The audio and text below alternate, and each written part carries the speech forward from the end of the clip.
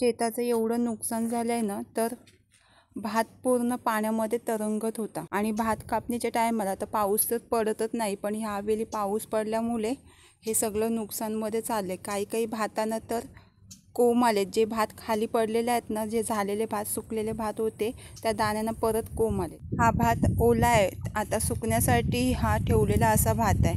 आणि तो तिकडे आहे तो सुकलेला भात. हा बघा, हा सुकलेला भात आहे, तो तिकडेही सुकत ठेवलेला भात आहे. भरपूर नुकसानमध्ये गेले. आता काय माहिती नीट भात होते की नाही. तो हे इकडे सगळे सुकवायला ठेवलेले आहेत, पूर्ण ओला झाला, त्यांना कोंब फुटलेले आहेत. हे जे दाणे आहेत ना, हे बघा दाण्यानं कोंब फुटलेत. ह्या दाण्यानं कोंब फुटलेत. आता हा भात खायच्या याचं राहणार आहे की नाही माहिती नाही आहे. हे बघा कोंब फुटलेत. कोंब म्हणजे अंकुरित झाले भात. परत आता हे जर लावायला गेलो ना, तर ह्याला परत झाड येईल, म्हणजे भात येईल. याप्रमाणे हे झालं. आता नुकसानमध्ये जातोय की भात होणार आहे ते नाही माहिती. पूर्ण असं लास्टपर्यंत अशी वालवट ठेवलेली आहेत. आणि तसंच कर.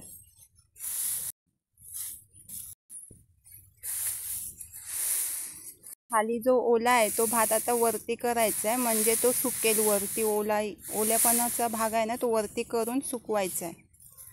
आणि याप्रमाणे भात वाळून घ्यायचा आणि मग झोडणीला उपयोगी येईल की नाही माहिती नाही आहे. पण अंकुरित झालेला आहे भात, तो आता माहिती नाही काय होणार. असं पाणी बाहेर काढले, पूर्ण लास्टपर्यंत पाणी काढलेलं आहे. हा पाऊस पडायला लागला. भात कापणीच्या टायमाला सहजासहजी पाणी पडत नाही, पण हे अचानक पाऊस पडायला लागला ना, सर्वांची वाट लावली. म्हणजे अशी आमचं शेत झालं आहे असं नाही आहे, बाकीच्या लोकांचं पण खाली तसंच झालं आहे. वरती आमच्या फक्त 2च शेतं केलेले आहेत, बाकीचे अशी ओसर ठेवलेले आहेत. आमचं तर वरचे 2 शेतं ओसड आहेत. काल आम्ही भात हे पूर्ण असे वरती लावलेले होते. आईने सगळे खाली घेतलेत, कारण की सुकवण्यासाठी. हे सगळं वरती घेतलं होतं. ज्यावेळी भिजला होता ना, त्यावेळी एवढा वजन लागत होता ना भात, की बापरे, कसं काम करायचं हे ठरलं होतं आमचं. बघ किती ओला आहे भात.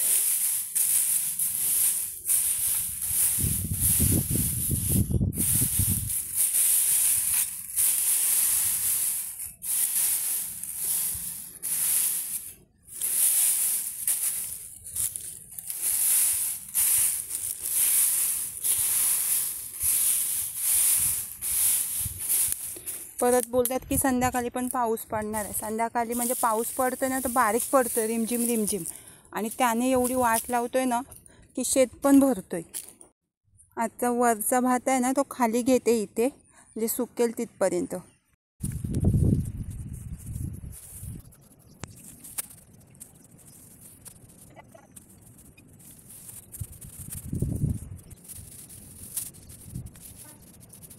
इकडून पूर्णपणे असं हे सुकवून घेतलेलं आहे इथपर्यंत.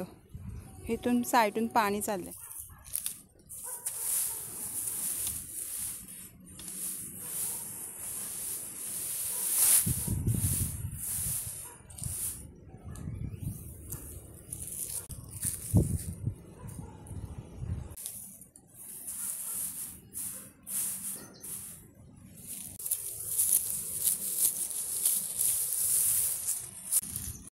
आता वारा बघा किती सुटलाय, म्हणजे आज पण पाऊस आहे असं वाटते आय थिंक.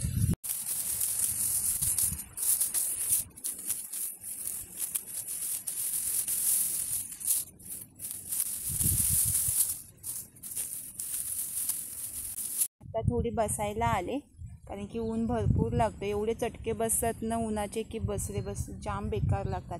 एवढा आता तो तिकडचा भाग आहे ना, तो फक्त कट करून घ्यायचा आहे. आणि मग बाकीचा राहिला आहे तो इकडे कट करायचा आहे. तो ओला आहे, तो काय जास्त झालेला नाही आहे. आता एवढाच फक्त कट करून घ्यायचा आहे. आता तो थोडाच राहिलेला आहे ना, तोच कट करून घेणार होता. आता पाऊस पडायच्या आत. संध्याकाळी पाऊस आहे ते वेदरवर चेक केला ना, तर दिसतोय की पाणी आहे म्हणून. संध्याकाळी 5 वाजता. अजून पाणी किती आहे शेतामध्ये, भरपूर आहे बघा. आता संध्याकाळी पाऊस पडला ना की अजून पाणी होईल.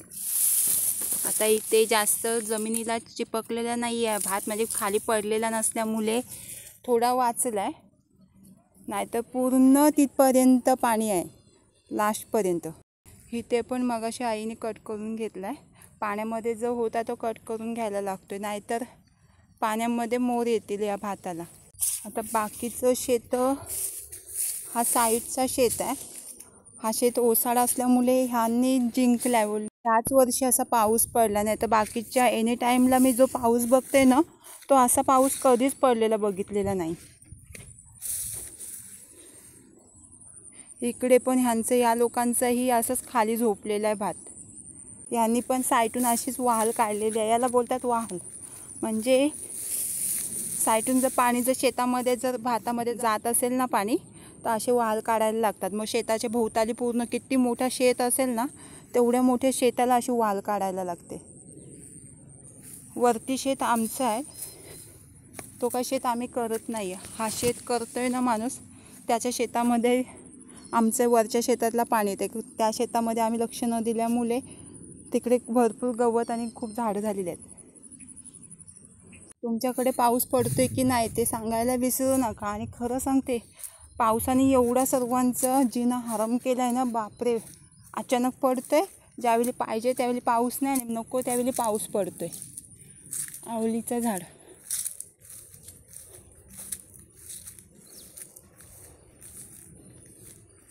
शेतावर चिक्कूचं झाड लावलं ना, त्या चिक्कूला चिक्कू लागलेत.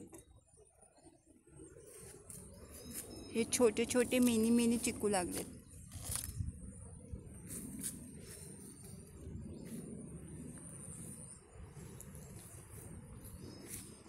हा चिक्कूचं झाड आहे. आणि हा मी कलम केला आहे झाडाला. हे बघा, ही एक बाठा लावलेला होता. हा मोठा पहिल्यांदा लावलेला होता झाड, बाठा आंब्याचा. आणि ह्याला दोघांना एकत्र मिळून हा कलम केला आहे याप्रमाणे. हे बघा, ह्याला आता रूट आलेत. हे आता इथून कलम होईल. आणि हा इथे पारिंगाचा मोठा झाड पडला, आता ह्यालाही कट करायला लागेल. जाम मोठा पडला ह्याला ना. ह्या पारिंगाच्या झाडाला भरपूर काटे असतात. हे बघ काटे किती आहेत. ह्या पारिंगाच्या झाडाला भरपूर काटे असतात, आणि हे काटे ना भरपूर शेतामध्येही पडलेत. एवढा मोठा झाड पडलाय ना, तर इथून इकडे इकडे इकडे इकडे पूर्ण लास्टपर्यंत तिकडे इथपर्यंत मोठा झाड पडलाय. आणि ह्याला काटे किती असतील समजून जा. आणि कट करायचं बोललं ना, तर छोटीशी मेथी लावली, म्हणजे थोडासाच वाफा केलेला आहे मेथीचा. थोडंसं कापले. आता भरपूर ऊन लागते, त्याच्यामुळे आता चाललंय सरबत बनवायला. सरबत बनवून नंतर परत थोड्या वेळ येईन, आणि थोडा जेवढा कापता येईल ना तेवढा कापून काढेन.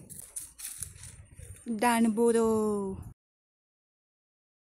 फ्रीजमध्ये खूप दिवस लिंब होते, पण वरून सुकलेलं वाटते, पण आतून फ्रेश आहे लिंब.